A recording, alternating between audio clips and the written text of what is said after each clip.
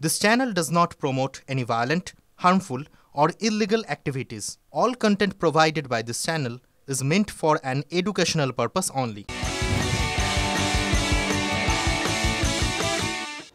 ব্রেকের পর যে খবরে নজর রাখবো, বিধাননগর পুরসভার মেয়র ডেপুটি মেয়র পরিবর্তন নিয়ে সিদ্ধান্ত কি আজ হবে? ফিরহাদ হাকিমের নেতৃত্বে আজ বিকেল ৩টায় নগরোন্নয়ন ভবনে বৈঠক। আরো বিস্তারিত জানাবেন আমাদের সঙ্গে রয়েছেন সহকর্মী সৌরভ গুহ। সৌরভ, দীপ, আজকে একটি বিশেষ বৈঠক ডাকা হয়েছে। বিধাননগরের সমস্ত কাউন্সিলররা সেখানে উপস্থিত থাকবেন। বেলা ৩টের সময় নগরোন্নয়ন ভবনে সেখানে ফিরহাদ হাকিম এই বৈঠকটা করবেন।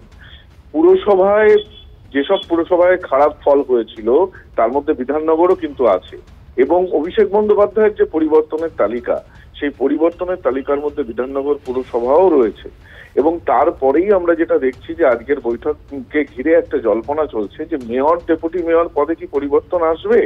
ফলে এই বৈঠকের দিকে তাকিয়ে আছে রাজনৈতিক মহল। অর্থাৎ আজকে যদি পরিবর্তন করা হয় বিধাননগরের মেয়র এবং ডেপুটি মেয়র, তাহলে আমাদের আগামীতে নজর রাখতে হবে যে আগামীতে কোন কোন পুরসভায় মেয়র বা শীর্ষ পদে পরিবর্তন আসতে পারে।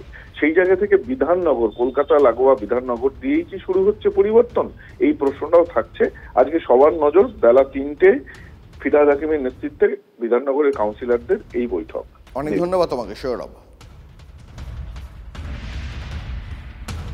নজর রাখবো পরের খবরে।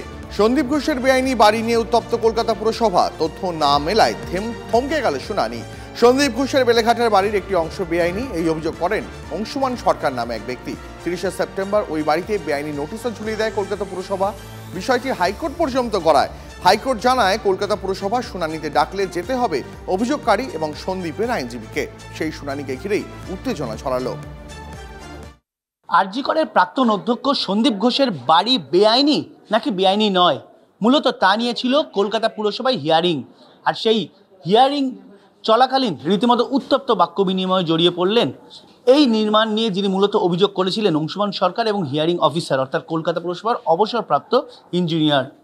একই সঙ্গে এই উত্তপ্ত বাক্য বিনিময়ের মাঝেই শুনানি থমকে গেল এবং মাঝপথ থেকে বেরিয়ে গেলেন সন্দীপ ঘোষের আইনজীবী। আমাদের অনেকগুলো ডকুমেন্টস দেয়নি, যে কমপ্লেন হয়েছে সেই কমপ্লেনটাই আমরা পাইনি। তো কমপ্লেনটা যতক্ষণ না দেবে তো কিছু করার নেই। আমাকে যে কোনো লোককে তো একটা কমপ্লেনের কপি দিতে হবে। আর অভিযোগপত্র ওখানেই আছে। প্রথমে অভিযোগপত্র খুঁজে পাচ্ছিল না, তারপর ফাইল খুঁজে আমি অভিযোগপত্রটা দেখিয়ে দিয়েছি কী কী অভিযোগ আছে। আমি আবার অভিযোগ এখন করলাম, একটা রিটিন চিঠি দিলাম। আর আগামীকাল আমি বলেছি আরও ডিটেলস, যেটা আমি এখন রিটিন করে দিলাম ওখানে বসে, আরও ভালো করে দেবো। এবং আবারও বলবো যে কতটা বেআইনি সেটার আমাকে তো এরিয়াটা দিতে হবে। আপনি একটা লাল কালি দিয়ে রিপোর্ট করে পাঠিয়ে দিয়েছে। এমনকি দীর্ঘদিন হাতে সময় থাকা সত্ত্বেও কোনো নথি হিয়ারিংয়ের দিন হাতের সামনে রাখা হয়নি বলেও অংশুমান সরকার তার মূল অভিযোগকারী জানিয়েছেন। যদিও সন্দীপ ঘোষের তরফে যিনি আইনজীবী ছিলেন তিনি জানান ইতিমধ্যে কৌশিক চন্দ্রের ঘরে এ ব্যাপারে স্থগিতাদেশ মিলেছে।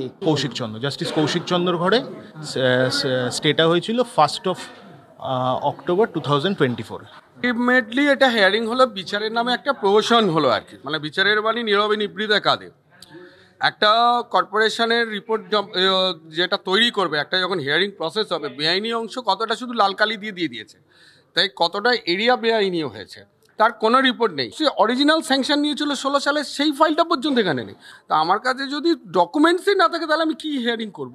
তাহলে কাউকে বাঁচাবার চেষ্টা করা হচ্ছে কি এটা হিয়ারিংটার মাধ্যমে? সন্দীপ ঘোষ কে, সে যিনি, তাকেই আমি চিনি না, তো তাকে বাঁচানোর কি দরকার? এগুলো সব বেকার।